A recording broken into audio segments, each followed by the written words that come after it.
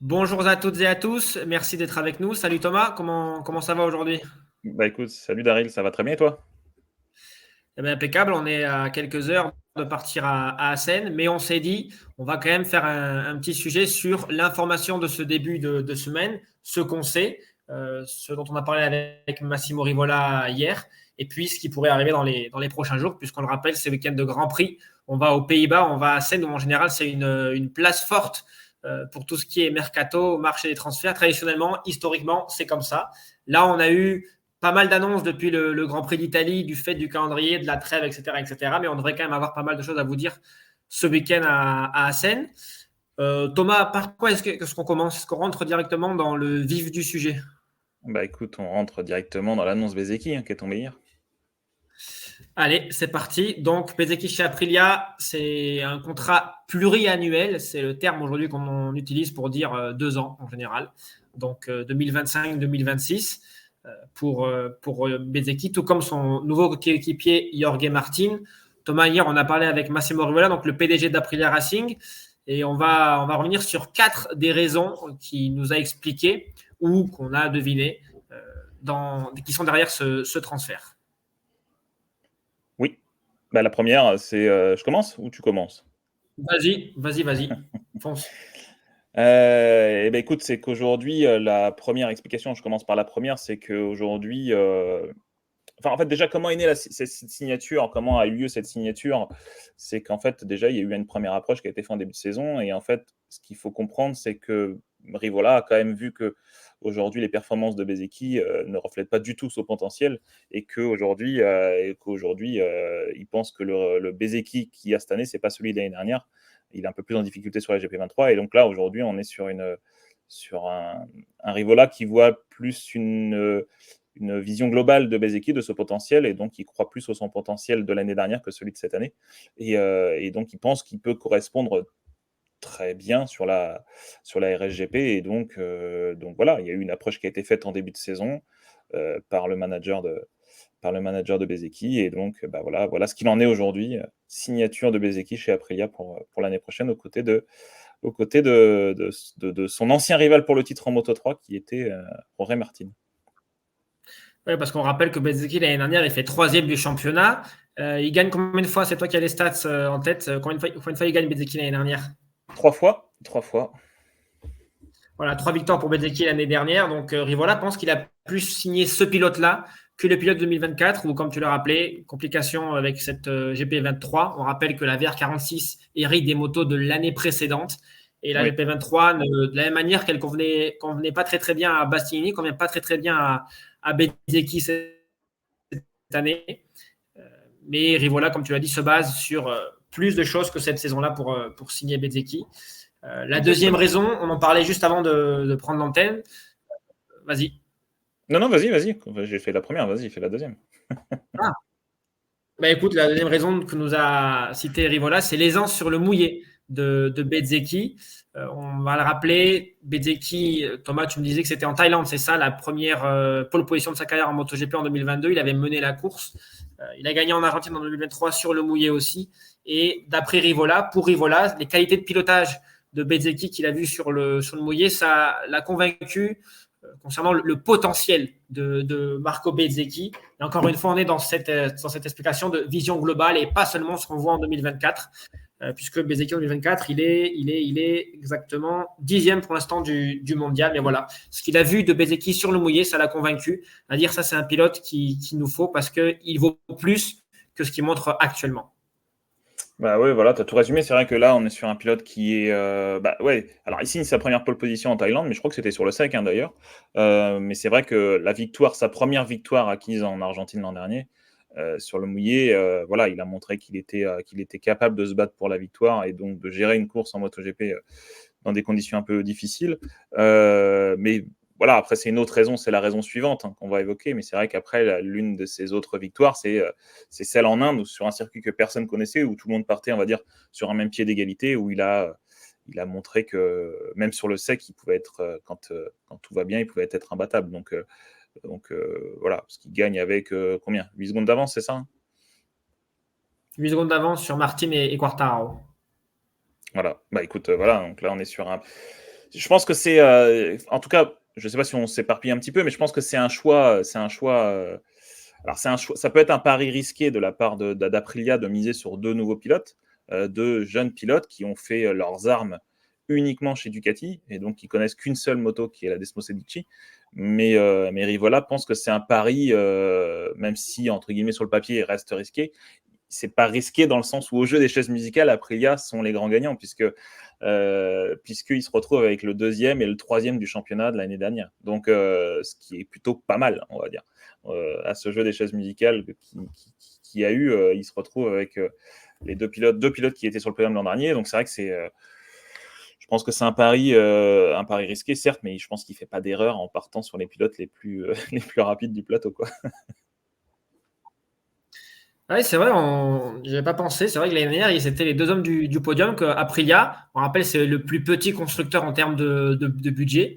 Et ils récupèrent les médailles d'argent et de bronze de la saison passée. Et éventuellement, on ne sait pas où ils vont finir, mais pour l'instant, on a Martin qui est médaille d'or.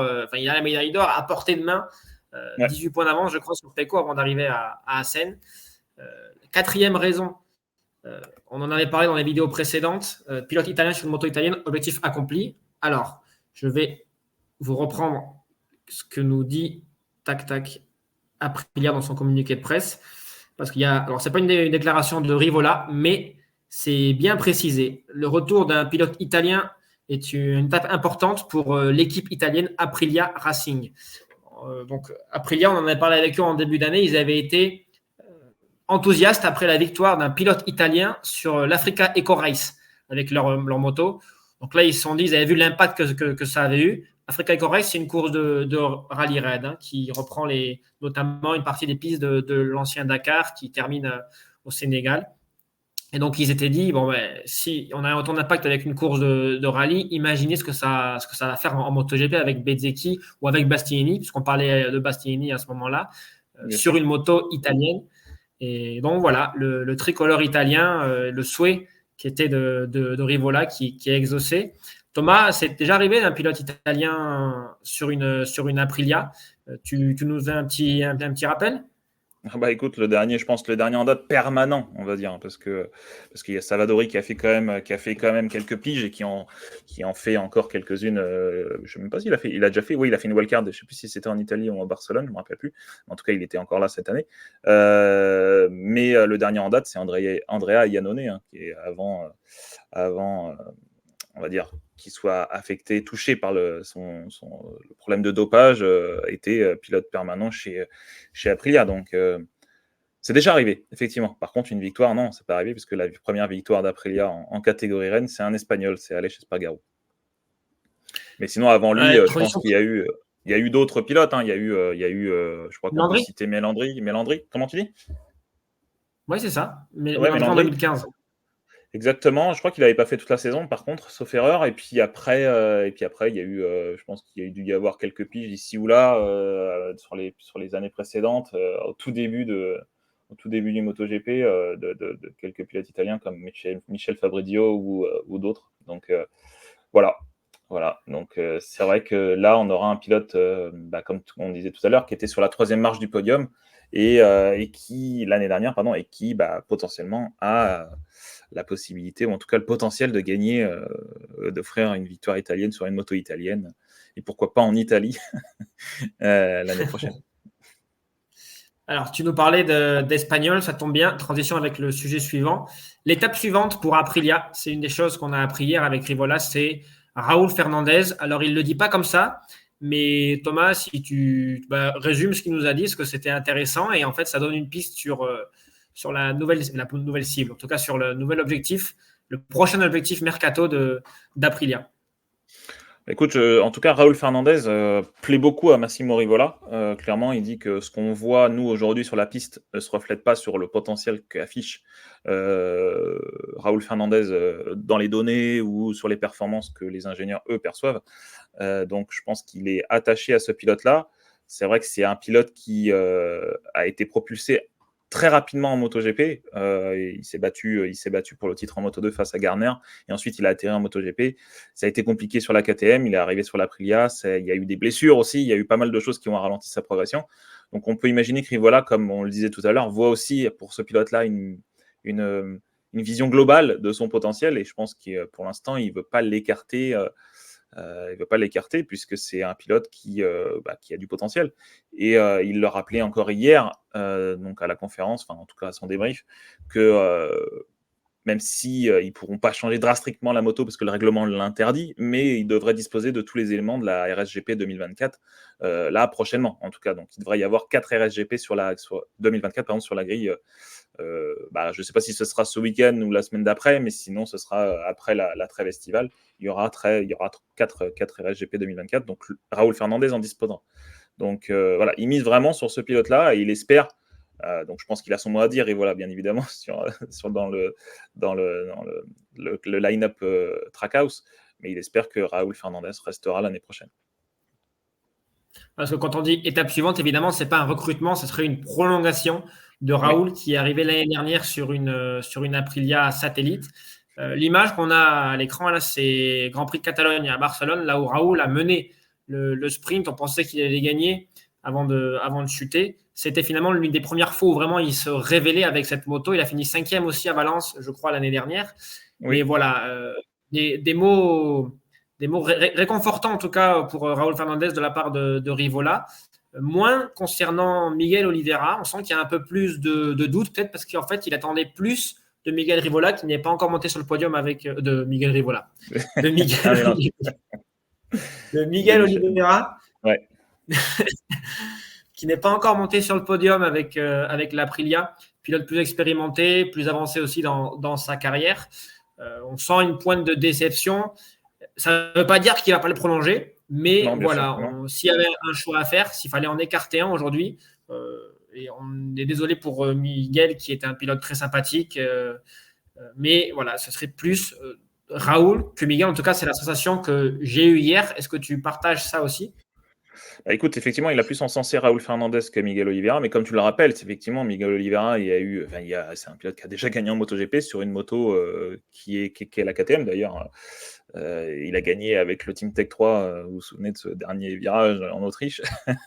Mais donc oui, c'est vrai que c'est Miguel Oliveira, on sait qu'il est capable de gagner. Donc c'est vrai que l'année dernière, il ne faut pas oublier aussi que ça a été compliqué dès la première course au Portugal, où il se fait percuter par Marc Marquez. Ensuite, à Jerez, il se fait percuter par Fabio Quartararo. Donc il y a eu aussi, un peu comme Bastianini l'an passé, il y a quelques éléments à prendre en compte aussi dans ses performances. C'est vrai que c'est un pilote qui a joué de malchance l'an dernier. Là, il revient. Et ce que je crois d'ailleurs, j'ai un doute d'un coup, mais il a manqué aussi une partie de la fin de saison aussi, si je sauf erreur, puisqu'au Qatar, il se fait percuter aussi. Ou en tout cas, c'est pas s'il se fait percuter, mais en tout cas, il est dans une collision avec d'ailleurs Aleix Espargaro, sauf erreur aussi. Donc il a joué de malchance l'année passée, donc on peut pas se baser sur ses résultats de l'an passé pour dire que ça va pas sur l'Aprilia. Là, je pense qu'effectivement, on est qu'au 7e Grand Prix, 8e ce week-end, donc on va avoir peut-être, on espère, un réveil de Oliveira. Voilà, mais on sait que derrière, désolé, je parle beaucoup, mais on sait que derrière, il y a un autre client potentiel qui tape à la porte de chez Trackhouse, d'un team américain. Forcément, c'est Joe Roberts. On sait qu'un pilote américain en MotoGP, dans un team américain, toutes les clés sont là tous les ingrédients sont là pour accueillir un Joe Roberts l'an prochain, sachant qu'en plus, il se bat pour le titre Moto2, donc raison de plus, quoi. Mais il est 2e du mondial Moto2 depuis le Grand Prix d'Italie. On verra aussi ce qui va se passer ce week-end. L'importance pour Aprilia de garder Oliveira, selon moi, c'est le sujet dont tu parlais tout à l'heure et qu'on va aborder maintenant. 2 pilotes officiels qui découvrent la RSGP l'année prochaine. Est-ce un problème ? Alors, Martin comme Bezzecchi n'ont jamais roulé sur l'Aprilia et ils vont être dans l'équipe officielle à partir de l'année prochaine. Raoul Fernandez, pour l'instant, on a du mal à le voir comme un pilote qui ferait du développement puisqu'il n'a pas la moto de l'année en cours. Donc, pour l'instant, ce n'est pas son travail de faire du développement. Ils ont Aprilia comme pilote d'essai Lorenzo Savadori. Est-ce que le fait de perdre Espargaro, qui était là depuis 2017, Vignales, qui était là depuis 2021, donc des pilotes qui connaissaient la moto, qui avaient beaucoup d'expérience en MotoGP. Espargaro avait roulé avec Suzuki, il avait roulé en CRT à l'époque, il avait roulé sur une Ducati Pramac. Vignales avait roulé pour Yamaha, avait roulé aussi pour Suzuki également. Suzuki. Là, on se trouve avec 2 pilotes qui n'ont connu que la Ducati. En plus, Bezzecchi, ce n'est pas quelqu'un qui fait du développement, puisqu'il a toujours eu les motos de l'année précédente. Est-ce que ça ne peut pas être un handicap pour Aprilia? Est-ce que justement Aprilia ne doit pas essayer de conserver Oliveira, qui connaît la Aprilia, qui va faire sa deuxième année avec l'Aprilia à la d'ici fin 2024, qui a aussi du roulé avec la KTM? Voilà, c'est un pilote qui a de l'expérience, qui est intelligent, analytique. Est-ce que ce n'est pas un handicap de le perdre? Effectivement, ça peut être un handicap, mais encore une fois, l'atout qu'a Aprilia en recrutant 2 pilotes purs Ducati, c'est d'avoir aussi l'expertise et l'expérience d'une moto qui gagne quasiment tous les week-ends. Donc, c'est que là, ils ont recruté, encore une fois, les 2 pilotes qui se sont battus pour le titre l'année passée et sur une moto, on va dire la plus homogène du plateau, puisque l'année dernière, elle a gagné avec 6 pilotes différents. Voilà, on peut le dire, c'est plus ce qu'était la Yamaha les années passées, un peu ce qu'était la Yamaha il y a quelques années. C'est-à-dire que tout le monde était capable, entre guillemets, de gagner facilement sur cette moto-là, ou en tout cas de se battre pour la victoire. Là, c'est la Ducati, et là, ils recrutent 2 pilotes qui ont roulé sur cette moto-là. Donc, cette expérience qu'ils ont acquise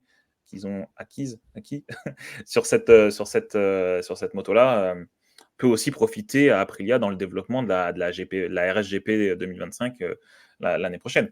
Donc après, effectivement, il y a Lorenzo Savadori qui sera toujours pilote d'essai.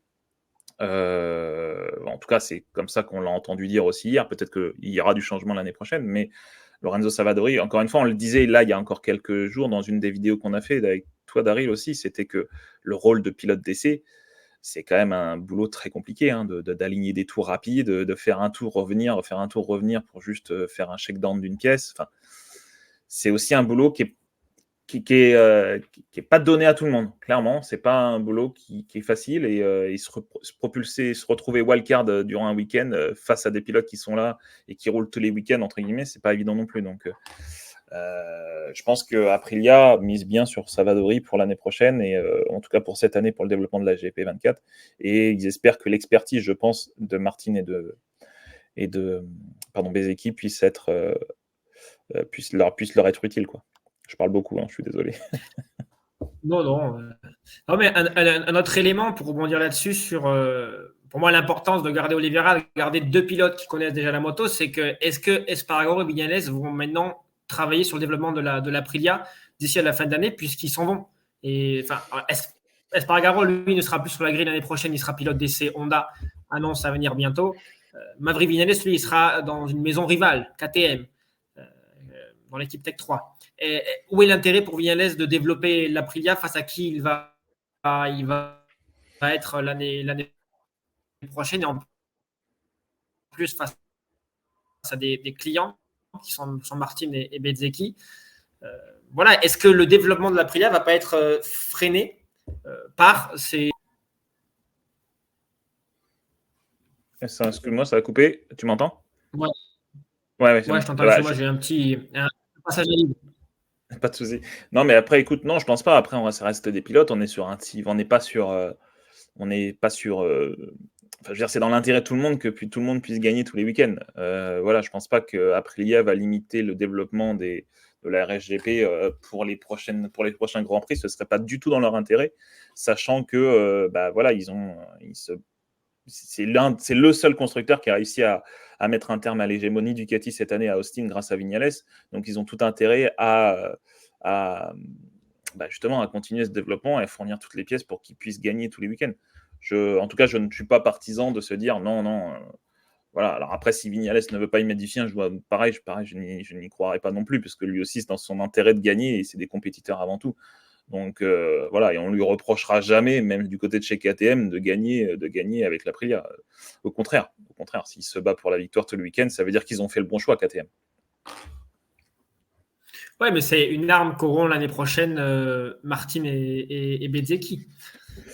Oui, c'est sûr. Mais après, tu vois, si tu prends la GP23 qui a été titrée l'année passée avec Bagnaia, aujourd'hui, la GP23 est difficilement exploitable apparemment par un Bezzecchi qui connaît plus de difficultés, tu vois. Donc, c'est aussi c'est à double tranchant. C'est pas parce que la moto ou une moto est un blend de progression et marche bien sur une saison qu'elle correspondra très bien un pilote l'année prochaine.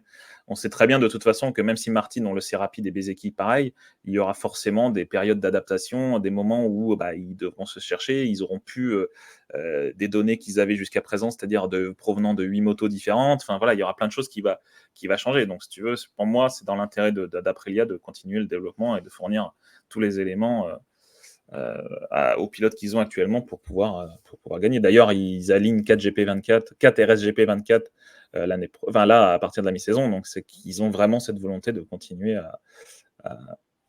à enfoncer le clou entre guillemets, quoi.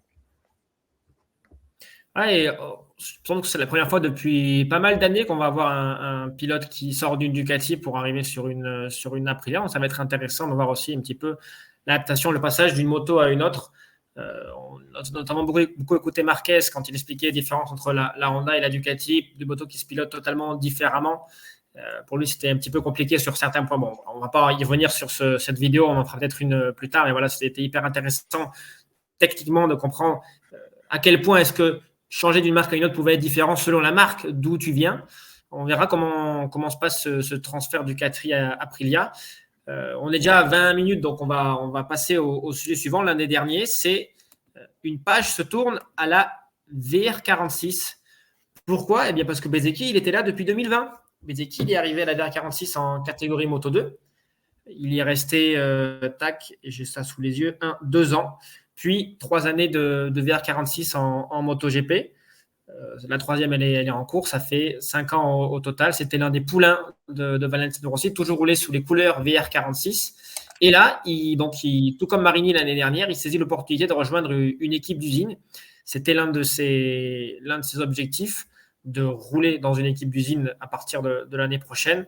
Thomas, tu vas rappeler un petit peu ce qui s'est passé l'année dernière. VR46 Pramac, le choix qu'a fait Bezzecchi.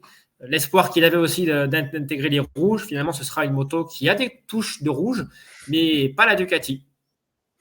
Non, écoute, l'année prochaine, il a refusé. Il avait une offre de chez Pramac pour rejoindre Pramac, ce qui était dans la logique. En terminant encore une fois sur la troisième marche du podium final, c'était normal qu'il hérite d'un guidon dans le team entre guillemets junior de Ducati. Lui, il a préféré rester dans le giron VR46 parce que ce climat familial lui correspondait beaucoup plus. Rester avec Matteo Flamini, qui est un des anciens ingénieurs de Valentino Rossi, qui est devenu son chef mécano à Marco Bezzecchi l'année dernière. Quand il arrive en MotoGP, excusez-moi. Donc, il y a en 2022. Donc, Ouais. il a préféré rester chez VR46. Donc après, un mal pour un bien peut-être, parce que de toute façon, on regarde là aujourd'hui, malgré des performances un peu en demi-teinte, il arrive quand même à hériter d'un guidon d'usine l'année prochaine. Donc, mine de rien, si on fait le calcul, et je pense que sur les 5 marques présentes en MotoGP, je pense que à part KTM, je crois qu'un pilote VR46 a un guidon d'usine dans toutes les marques, non ? Si on fait le compte l'année prochaine. Enfin, en supposant que Morbidelli reste chez Ducati, il aurait eu. En tout cas, il est passé par Yamaha, donc voilà, tout le monde est passé par un guidon d'usine, en tout cas. Ouais, mais il y a un vrai sujet sur finalement, c'est peut-être la fin, ou en tout cas l'apogée de l'Académie Rossi, puisqu'on a eu donc Morbidelli, pilote d'usine Yamaha, Pecco, pilote d'usine Ducati. Oui. Maintenant, on a Bezzecchi qui va être pilote d'usine Aprilia. Morbidelli Finalement, qui a été on va pas dire que Yamaha. Ouais. On va pas dire que la boucle est bouclée, mais il va peut-être être temps maintenant de commencer à repartir de zéro et aller chercher les nouveaux jeunes Italiens, puisqu'on a les top pilotes italiens. Et, pardon, Marini chez Honda aussi, on a oublié de le citer. Voilà, la VR46 a fait un super travail. Ils ont des pilotes d'usine quasiment dans toutes les marques, qui sont passés en tout cas par quasiment toutes les marques, à part KTM. Place peut-être au renouvellement, à voir s'ils développent un nouveau projet dans les prochaines années. Mais avant ça, Thomas, il va falloir trouver qui sera sur la Ducati VR46 l'année prochaine. On a une piste, on a quelques informations, on a quelques bruits qui nous sont parvenus. C'est la dernière slide de cette journée, de cette vidéo. Il s'appelle Franco Morbidelli, qui pour remplacer Bezzecchi à la VR46 l'année prochaine. Donc, tout cela est a priori lié à ce qui va se passer du côté de l'équipe Pramac. Oui, il reste toujours cet inconnu de savoir si Pramac continue ou pas avec Ducati l'année prochaine. Est-ce qu'ils vont passer chez Yamaha? Est-ce que voilà, ça on le saura, j'imagine d'ici quelques semaines. Et effectivement, si en tout cas, il y aura un pilote, il y a un pilote. Enfin, dans le jeu des chaises musicales, de toute façon, on sait qu'il y a Aldeguer qui va arriver chez Ducati, donc il va y avoir un pilote qui va atterrir sur une Ducati l'année prochaine. On ne sait pas du coup si ce sera Pramac qui continue chez Ducati ou non. Enfin voilà, donc il y a pas mal de choses qui restent encore en suspens, dont on ne sait pas forcément les tenants et les aboutissants. Mais du coup, ouais, Morbidelli, lui, en tout cas, dans la logique, pourrait se retrouver effectivement chez retourner chez. Non, oui, il y a déjà été chez VR46. Oui. Non, il n'y a pas été chez VR46. Non, non, non, Non, non. il n'y a jamais été. Il n'y a jamais été. Il a été titré pas avec VR46. Donc, du coup, il pourrait aller chez VR46 et donc rejoindre le team de son mentor, quoi.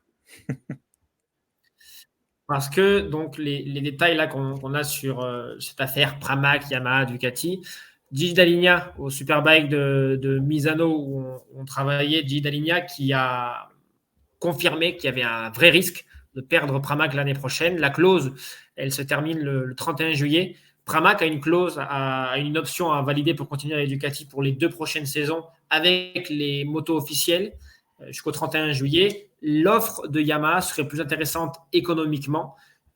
Notamment, Yamaha paierait les salaires des pilotes. C'est ce qu'on a entendu en discutant dans le paddock, en tout cas on est encore au mois de juin, ouais, donc il y a quelques jours.